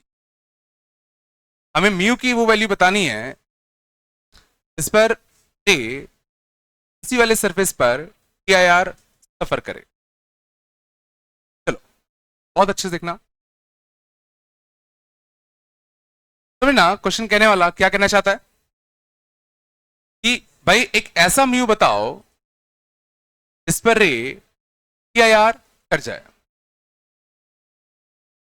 तो हम किस केस के लिए सॉल्व करें? हम किस केस के लिए सॉल्व करें? टोटल इंटरनल रिफ्लेक्शन तो क्या करूं, क्या करूं? है ना? हाँ? गौर करना, ये जरा सोचो हो क्या रहा होगा। कुछ ऐसे म्यू होंगे अंदना, कुछ ऐसे म्यू होंगे जिस पर रे सोचो बाहर निकल रहा होगा, ऐसे म्यू रे बाहर निकल रहा होगा, और कुछ ऐसे म्यू होंगे जिस पर टीआर हो रहा होगा। तो बाउंड्री केस वाला म्यू कौन सा होगा? बाउंड्री केस वाला म्यू सोचो।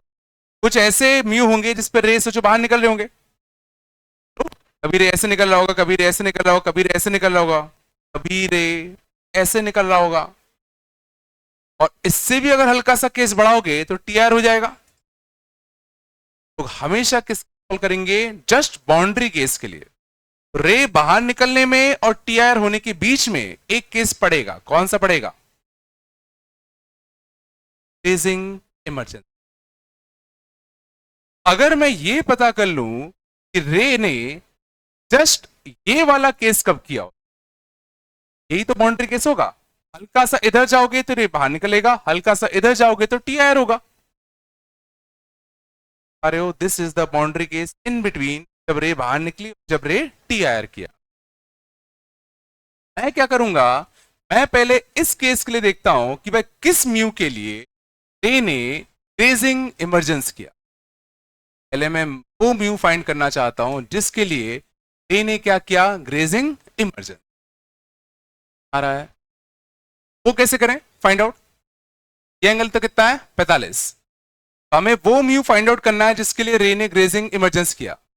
चलो, इंसिडेंस रे किस म्यू से आ रहा है, चलना है साइन आई। साइन आई मतलब कितना, साइन 45।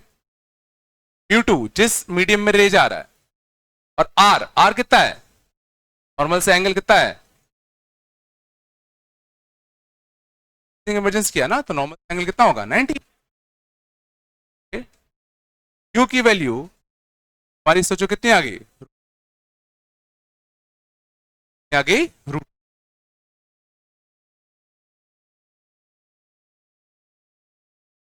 म्यू के लिए √2 आ गई, मींस म्यू इक्वल टू √2 पे जस्ट ग्रेजिंग इमरजेंस होगा।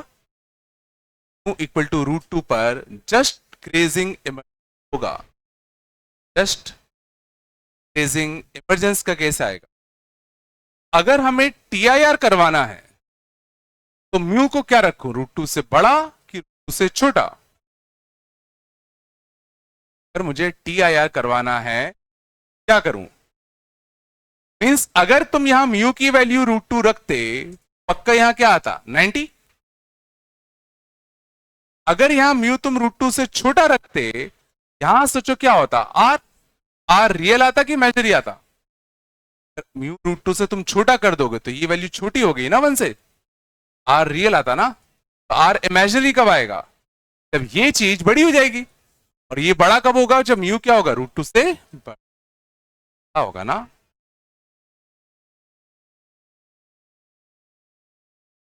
इसको चलो दूसरे तरीके से फील कर, इतना समझ में आया कि म्यू √2 आया तो आ गया होगा। क्वेश्चन उठता है बस म्यू √2 से बड़ा कि √2 से छोटा। सोचो मैं कह रहा हूं जितना दोनों मीडियम में म्यू का डिफरेंस होगा, सोचो अगर एक का म्यू 3 है और एक का म्यू 1 है, तो रे अगर यहां से यहां आ रही है, बताओ यहां TIR होने के चांसेस ज्यादा हैं कि अगर एक का म्यू 10 है और एक का म्यू 1 है, यहां TIR होने के चांसेस ज्यादा हैं, इसमें TIR होने के चांसेस ज्यादा हैं, सिनारियो में TIR होने के ज्यादा है, से बन जाने में या 10 से बन जाने में। तो रे जितना डेंसर से जितना रेयर जाएगा उतना TIR होने के चांस ज्यादा होंगे ना यार। यहां से 3 से ज्यादा डेंस तो 10 है ना। अरे जितना म्यू में डिफरेंस होगा, जितना म्यू में डिफरेंस होगा उतना TIR होने के चांसेस ज्यादा। यहां सोचो डिफरेंस ज्यादा है, यहां TIR होने के चांसेस ज्यादा है। आ रहा है, हम क्या चाहते हैं कि अगर हमें TIR करवाना है, अगर हमें TIR करवाना है तो हम दोनों मीडियम में जो म्यू का जो डिफरेंस है वो ज्यादा से ज्यादा करना चाहेंगे, ज्यादा से ज्यादा करना चाहेंगे। दो ऑप्शन होते, या तो म्यू में रखता √2 से ज्यादा या मैं म्यू रखता √2 से कम। म्यू √2 से कम तो एक 1 भी होता है, कम एक वैल्यू म्यू की 1 भी तो होगी। और अगर सोचो मैं म्यू 1 रख देता तो ये भी एयर ये भी एयर, तो ये तो सीधे निकल जाती, मीडियम ही नहीं मिला उसको, है ना। हम क्या चाहते हैं कि दोनों में म्यू का डिफरेंस ज्यादा से ज्यादा बना रहे। हम क्या चाहेंगे कि इसका म्यू और बढ़े, इसका म्यू जितना बढ़ेगा इनमें डिफरेंस उतना बढ़ेगा ना, डिफरेंस उतना बढ़ेगा तो उतना TIR होने के चांसेस ज्यादा होंगे। ये भी समझ में आ रहा है कि म्यू का क्या होगा, √2 से बड़ा होगा। तो अगर म्यू रख देता मैं 100, रख देता 100 और ये कितना है 1, TIR होने के चांसेस उतने अच्छे हैं ना।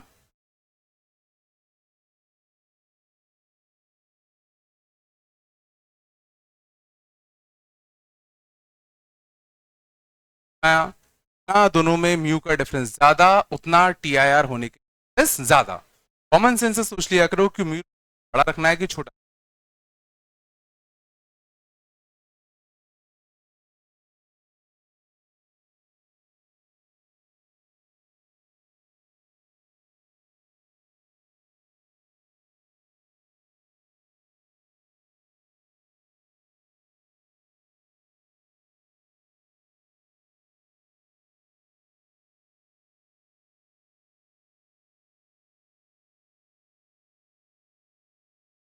TIR होने के चांसेस,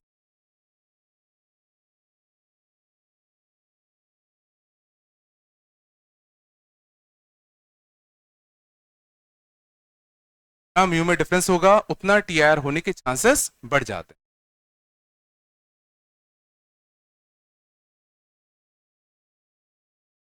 होता है वगैरह।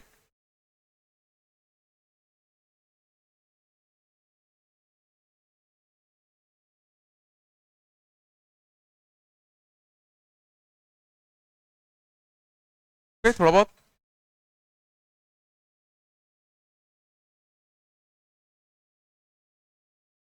शुरू कर लेना, TIR के मैं कुछ क्वेश्चन देता हूं।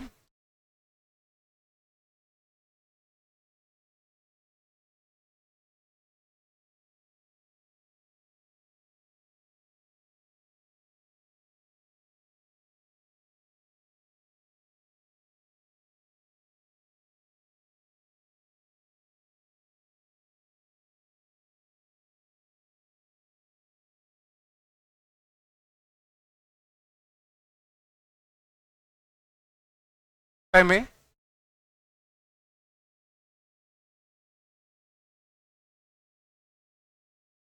सिक्स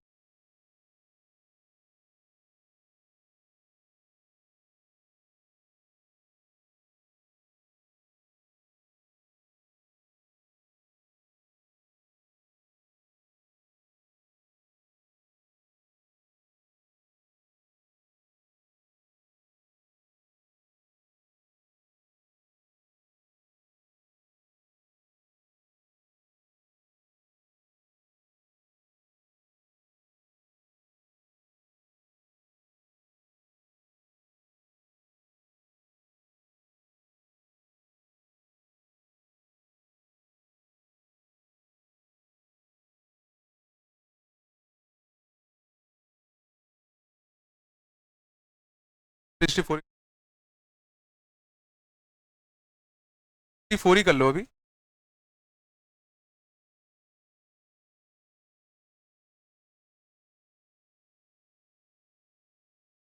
और तो इलेक्शन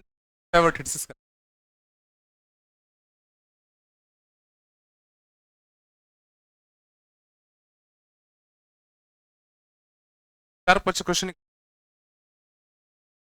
कोई दिक्कत तो नहीं।